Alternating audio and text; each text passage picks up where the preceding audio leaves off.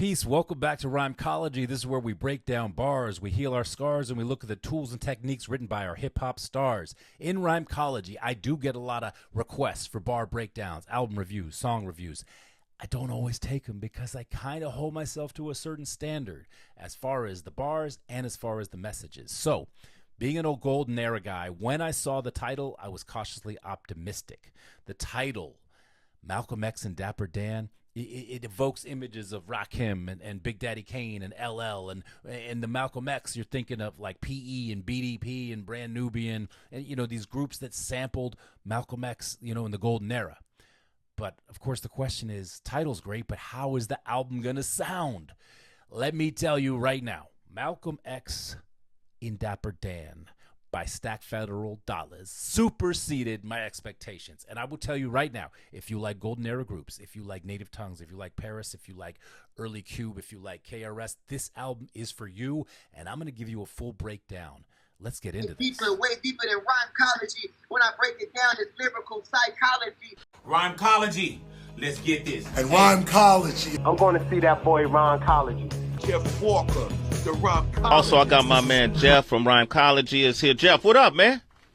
All right, so in this review, I'm going to talk about 4 or 5 songs. I'm going to call out some bars, and I'm going to give my professional opinion as a bar analyst, a bar breakdown guy, and just basically a hip-hop head for life. So right off the bat, I'll just tell you the intro, it gave me those feels. You had the Malcolm X sample. You had a dope beat. You had Chanel Red on the vocals, man. It was really a perfect way to start the album out. But then the first song, that hit right off the bat. It was called America's Nightmare. So if you're like me, you think of Spice One. I think Tupac had a line where he said, America's Nightmare. You think of Cube, America's Most Wanted. I mean, that's just off the title. But luckily, the song delivered too. So right off the bat, I noticed the first song, Stack, he was nodding to Golden Era. He had references to the DOC, PE, Nas, but he was doing it with the elevated 2026 pen game. So he's able to interweave schemes about candy and cars, and while he's still representing and referencing hip-hop icons and talking about people like Fred Hampton. So if you're like me, that's bringing you back to what you like. All right, so we're off to a great start. The next track, Bumpy Johnson, it grabbed me right away. He had these ascending like piano notes, which reminded me of 97 Hove, I think 97 Hove by Benny the Butcher, which was one of my favorite beats that he ever rhymed on. So, but the pen game, though, was so strong here, too. He's got like schemes on alphabet rhyming. He's got like a mini Michael Jackson scheme, more nods to BDP. Oh, and he's got a Lionel Messi reference. And this is where he starts to introduce that he actually rhymes in Spanish as well. You know, of course, Messi plays, you know, he's Argentine, plays for Miami. So it makes sense that he would start rhyming in Spanish afterwards. Super dope. Hampton Hotel, though, next song, another great song. Back to back to back bangers. The piano on this one, it reminds me of The Firm. Like there was this little soundtrack for The Firm, and I just loved it. It reminded me of that. And ironically, this song is filled with movie references that are woven into his storytelling. I mean, the Malcolm X on the hook, man, the vocals, it just feels good. Wordplay's there, production's there. I mean, we're batting 1,000 back to back to back. This is fantastic so far. And there was a song which took me by surprise. I don't know why, because there's already been so much knowledge dropped on this album. But Knowledge Wisdom, the song Knowledge Wisdom, that was one of those ones that hit me. So like when you're writing a letter to your son or your daughter, you kind of lose that image that, you know, you've made up as a rapper for yourself. Some people do that. Maybe the label does it, whatever. But when you're really writing a letter to your kids, you write from a place of caring. You write from a place of empathy. You write from a place for the future. So with lines like, don't let your legacy be established off of felonies, or you can have strength and not be strong. Strong is how you move and strength is how you move on.